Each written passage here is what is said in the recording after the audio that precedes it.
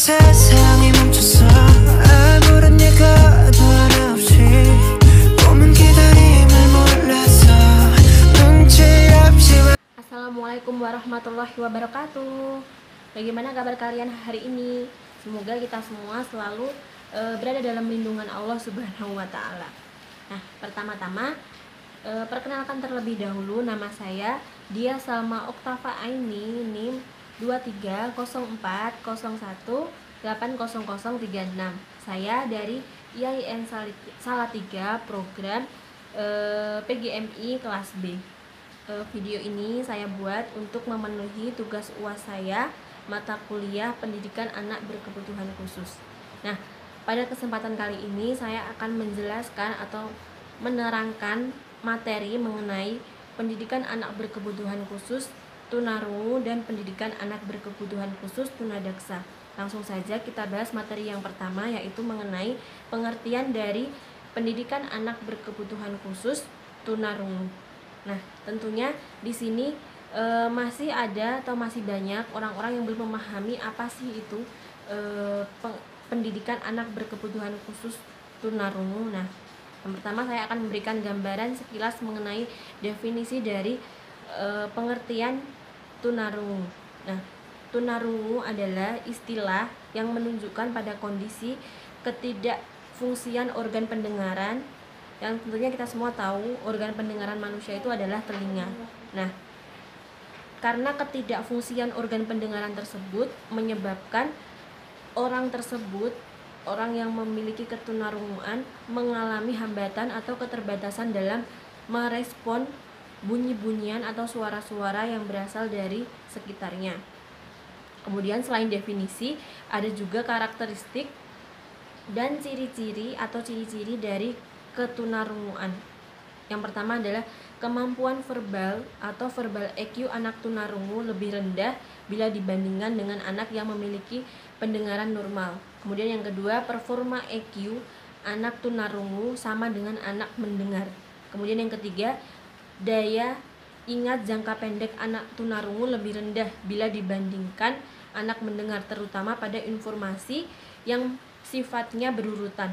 Kemudian yang keempat, pada informasi serempak, anak tunarungu dan anak dengan pendengaran normal tidak terdapat perbedaan yang berarti. Kemudian yang terakhir, hampir tidak terdapat perbedaan dalam hal daya ingat jangka panjang. Sekalipun terkadang prestasi dari anak tunarungu biasanya lebih rendah bila dibandingkan dengan anak yang memiliki pendengaran normal. Kemudian setelah ciri-ciri dan karakteristik dari anak tunarungu, ada juga hal-hal yang menyebabkan terjadinya ketunarunguan. Ada 3 faktor yang melatar belakangi terjadinya ketunarunguan. Yang pertama adalah faktor sebelum anak tersebut dilahirkan. Kemudian yang kedua adalah faktor saat anak tersebut dilahirkan atau saat ibu dari anak tersebut melahirkan. Kemudian yang ketiga adalah faktor setelah anak tersebut dilahirkan. Kita bahas dulu yang pertama adalah faktor sebelum anak tersebut dilahirkan. Nah, contoh hal-hal yang menyebabkan ketunarunguan karena faktor sebelum anak tersebut dilahirkan adalah yang pertama, contohnya karena adanya faktor keturunan. Kemudian terjadinya tokemia. Tokemia itu adalah keracunan darah. Jadi saat di dalam kandungan, janin yang ada di dalam kandungan tersebut mengalami tokemia atau keracunan darah sehingga menyebabkan beberapa organ tidak dapat berfungsi dengan baik. Kemudian penggunaan pil-pil atau obat-obat kimia saat di dalam kandungan. Jadi di saat ibu tersebut mengandung, ibu tersebut terlalu banyak mengkonsumsi pil-pil atau obat-obat kimia yang tidak sesuai dengan anjuran dokter sehingga menyebabkan janin yang ada di dalam kandungannya mengalami gangguan. Kemudian yang terakhir dapat juga disebabkan karena kekurangan oksigen saat di dalam kandungan sehingga menyebabkan organ-organ atau ada beberapa organ yang tidak berfungsi dari janin yang ada di dalam kandungan tersebut. Terus kemudian yang kedua, faktor saat bayi tersebut dilahirkan atau saat ibu tersebut melahirkan, yaitu contohnya seperti karena anak tersebut lahir dengan kondisi prematur. Kemudian saat dilahirkan bayi tersebut lahir dengan menggunakan forceps. Forceps tersebut adalah alat bantu tang, sehingga menyebabkan beberapa fungsi dari organ tersebut tidak dapat berfungsi dengan baik. Kemudian dapat juga disebabkan karena proses kelahiran yang terlalu lama, memakan waktu lama, sehingga menyebabkan salah satu organ dari jadi janin tersebut tidak dapat berfungsi dengan baik. Kemudian ada juga faktor setelah anak tersebut dilahirkan, yaitu contohnya seperti karena anak tersebut mengalami infeksi yang menyebabkan beberapa atau salah satu dari organ tersebut tidak dapat berfungsi dengan baik, atau bisa juga disebabkan karena meningitis. Meningitis adalah peradangan selaput otak sehingga menyebabkan beberapa organ pada bayi tersebut tidak dapat berfungsi dengan baik. Kemudian ada juga beberapa upaya yang dapat kita lakukan untuk mencegah terjadinya ketunarunguan. Upaya-upaya tersebut contohnya upaya yang dapat kita lakukan sebelum kita menikah, upaya yang dapat kita lakukan pada waktu kita hamil, dan upaya yang dapat kita lakukan pada saat setelah melahirkan. Contoh upaya yang dapat dilakukan sebelum kita menikah adalah menghindari pernikahan sedarah atau pernikahan dengan saudara dekat, terutama pada keluarga yang mempunyai sejarah ketunanetraan. Kemudian rutin melakukan pemeriksaan darah, kemudian melakukan konseling genetika. Terus ada juga upaya yang dapat dilakukan pada waktu hamil, contohnya seperti menjaga kesehatan dan selalu rutin melakukan pemeriksaan kehamilan secara teratur di rumah sakit atau di dokter-dokter terdekat. Kemudian usahakan juga kita selalu mengkonsumsi makanan dan minuman yang bergizi dan seimbang, terutama yang baik untuk kondisi janin. Kemudian tidak meminum obat-obatan yang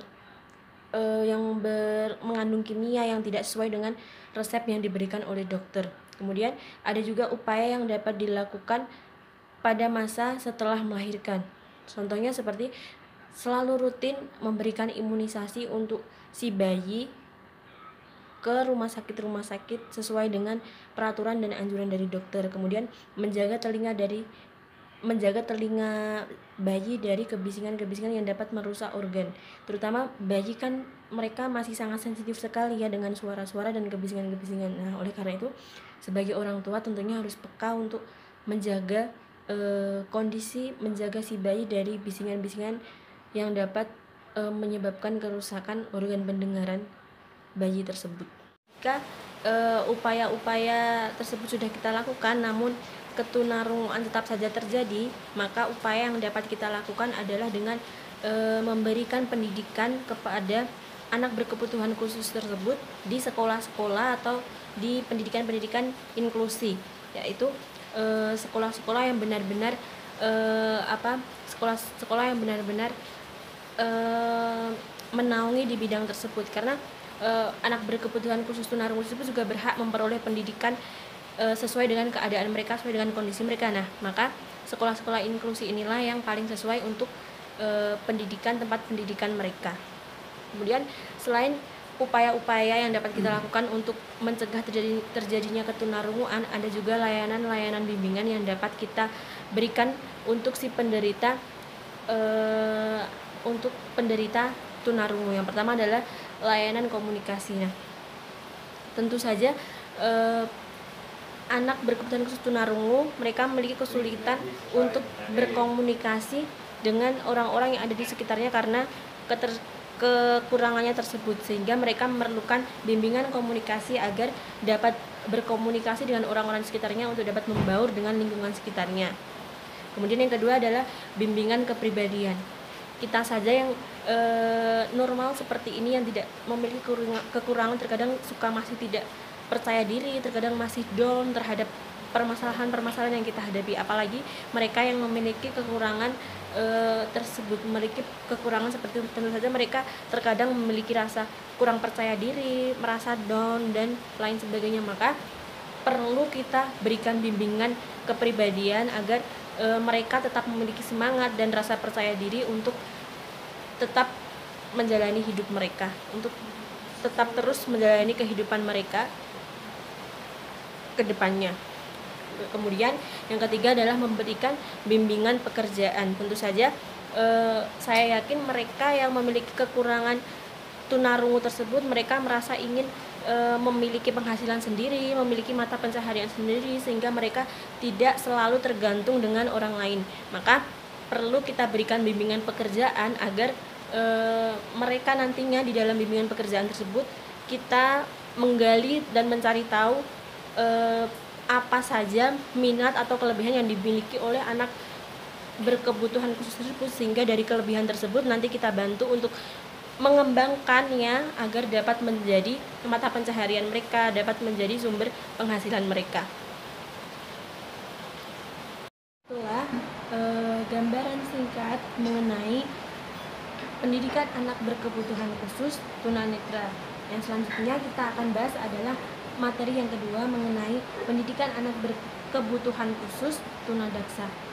Yang pertama akan kita bahas adalah mengenai definisi. Tentunya kalian semua juga masih ada beberapa yang belum memahami apa sih itu tunadaksa, bagaimana definisinya dan apa penyebabnya. Nah, saya akan memberikan gambaran secara singkat sekilas mengenai pendidikan anak berkebutuhan khusus tunadaksa. Yang pertama adalah pengertian dari tunadaksa. Apa sih itu tunadaksa? Tunadaksa sendiri adalah sebutan halus bagi orang-orang yang memiliki kelainan fisik, khususnya anggota badan, seperti kaki, tangan, dan bentuk tubuh lainnya. Penderita tunadaksa merupakan seseorang yang mengalami kesulitan akibat kondisi tubuhnya, sehingga sendirinya membutuhkan bantuan dari orang lain. Contohnya untuk berjalan, untuk makan, minum, mengambil barang, dan lain sebagainya. Kemudian ada juga faktor-faktor yang menyebabkan ketunadaksaan. Faktornya hampir sama dengan penderita tunarungu, yaitu ada 3. Yang pertama, faktor sebelum dia dilahirkan, faktor saat dia dilahirkan, dan faktor sesudah dia dilahirkan. Yang pertama, faktor sebelum dia dilahirkan, contohnya seperti